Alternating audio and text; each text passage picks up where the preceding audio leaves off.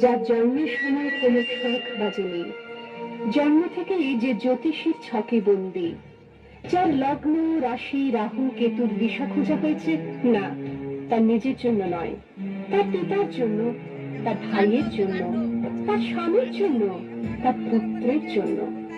কিন্তু যার গর্ভ থেকে আমার জন্ম, সেই মায়ের কথা বলেনি কেউ। বিভক্ত এই চুল্লিতে মা আগুন দে, আর একটু কাল বেঁচেই থাকি বাঁচার আনন্দে। বিভক্ত এই চুল্লিতে মা আগুন দে, আর একটু কাল বেঁচেই থাকি বাঁচার আনন্দে।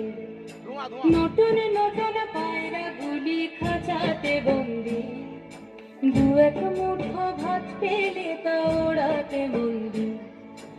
আমি সেই মেয়েটি যে গত কোনো শতাব্দীতে 5 বছর বয়সে মালা দিয়েছে গঙ্গা যাত্রীর গলায়, কুলীন ব্রাহ্মণের 365তম স্ত্রীর অন্যতমা হয়ে স্বামীর গর্ভে হয়েছি গর্বিণী। সন্তানের পর সন্তান জন্ম দিতে দিতে যন্ত্রণায় মুখ টুকরে পড়েছি সূতিকাগারে, জ্বলে পুড়ে মরেছি সতীদাহে। নিভন্ত এই চুল্লি তবে একটু আগুন দে, হাড়ের শিরায় শিখার মতন মারার আনন্দে। দুই পারে দুই রুই কাতলার মারনি ফন্দি, বাঁচার আশায় হাত হাতিয়ার মৃত্যুতে বন্দি। তোর কিনা জমকে কে সামলায়, ধার চাপে চাপে খাওয়া ওই দেখছো না হামলায়। আরে যাসনে ও হামলায় যাসনে। আমি সেই মেয়ে, আসামের চা বাগানের ঝুপড়ি কামিন বস্তি থেকে, যাকে আপনি নিয়ে যেতে চান সাহেবী বাংলোয় মধ্যরাতে। ফায়ার প্লেসের ঝলসে ওঠা আলোয় মদির চোখে দেখতে চান যার অনাবৃত শরীর। আমি সেই মেয়ে, শোক নয়, লজ্জা নয়। এই রাজগৃহে দাঁড়িয়ে আমি জানলাম, প্রেম নয়, শ্রদ্ধা নয়, অধিকার নয়, নারী শুধু প্রয়োজনের।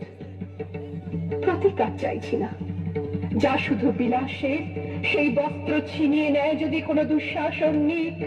আমি কাঁদছি না, চারপাশে ভাষণের দিঘায় পশুদের উদ্যান নাচের ভঙ্গি আমি দেখছি না। নেকড়ে অথর মৃত্যু এলো, মৃত্যুর গারগার। মায়ের চোখে বাপের চোখে দু তিনটে গঙ্গা, দুর্বাতে তার রক্ত লেগে সহস্র সঙ্গী।